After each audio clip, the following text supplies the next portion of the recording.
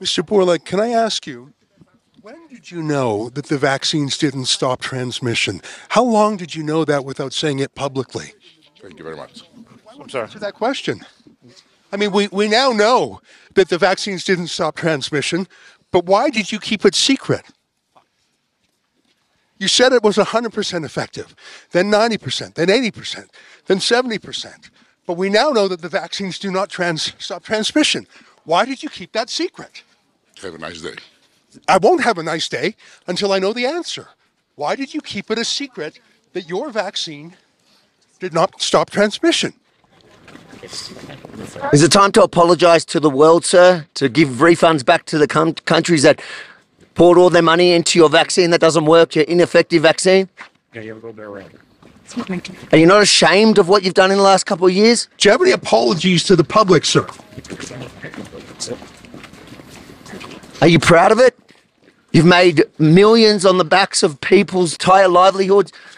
How does that feel to walk the streets as a millionaire on the backs of the regular person at home in Australia, in England, in Canada? What do you think about on your yacht, sir? What do you think about on your private jet? Are you worried about product liability? Are you worried about myocarditis? What about the sudden deaths? What do you have to say about young men dropping dead of heart attacks every day? Why won't you answer these basic questions? No apologies, sir. Do you think you should be charged criminally for some of the criminal behaviour you've obviously been a part of? How much money have you personally made off the vaccine? How many boosters do you think it'll take for you to be happy enough with your earnings? Nothing? Who did you meet with here in secret? Will you disclose who you met with? Who did you pay commissions to? In the past, Pfizer has paid $2.3 billion in fines for deceptive marketing. Have you engaged in that same conduct again? Are you under investigation like you were before for your deceptive marketing, sir? If any other product in the world doesn't work as promised, you get a refund. Should you not refund to countries that laid out billions for your ineffective vaccine? Are you used to only sympathetic media, so you don't know how to answer any questions? Is that it? Okay. Shame on you, sir. Shame on you. That's Albert Bourla, the boss of Pfizer. His people were pushing us around a little bit. Mate, he's pretty fit. I don't reckon he's had one jab. I'm huffing and puffing a bit. At least I didn't have any myocarditis. I dare say he's shocked that in his safe space at the WEF here in Davos that he was challenged in a way that he's never to date been challenged. Well, that's the thing. We're not accredited media here. We're on the outside of the perimeter. So he's only used to the softballs from CNN and MSNBC and people like that. I asked him a real question about product liability. No answer.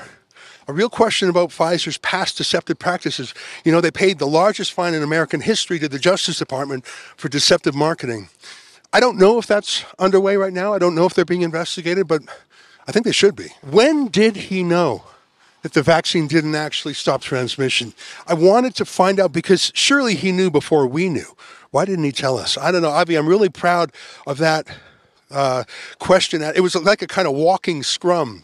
A joint effort there, because I know it's very hard when you're working in the moment as well, to actually remember all the activities that these people are criminals in my book. You know, the stuff that they've engaged in the last 2 years, they need to be held accountable for. And in the moment that you don't usually get this much time, he had a bit of a walk, and to actually work together and be able to work around those trying to protect him, it was exactly what I feel we're here for. That big gorilla guy was sort of pushing me around a bit, but you know, I've got a low center of gravity myself. I'm worried about one thing though, Avi.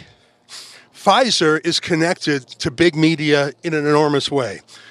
I'm worried that they're going to try and block this video.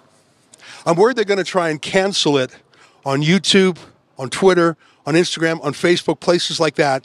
So I want to look straight at the camera and say, folks, if you cannot find this video out there, go to wefreports.com. That's a special website we've set up for the World Economic Forum, wefreports.com. And if you feel moved by our coverage, please consider chipping in because we're 100% crowdfunded. Obviously, we get no ad money. We've been completely demonetized. But if you like that kind of accountability journalism, Avi Yamini from Australia, I'm Ezralevantfrom Canada. We got a great team from around the world. Please go to wefreports.com. Last word to you, Avi. And no matter where they cancel this video, we will update and have a current version there at wefreports.com. And there you can share all the content from all the guys on the ground here doing outstanding work. And if you agree that it is as important and as outstanding as I think it is, then please chip in a couple of dollars to help pay the cost to do this. Yeah, well, that was a great moment. We'll have plenty more. Congrats, my friend. All right, EzralevantAvi Albert Bourla for Rebel News.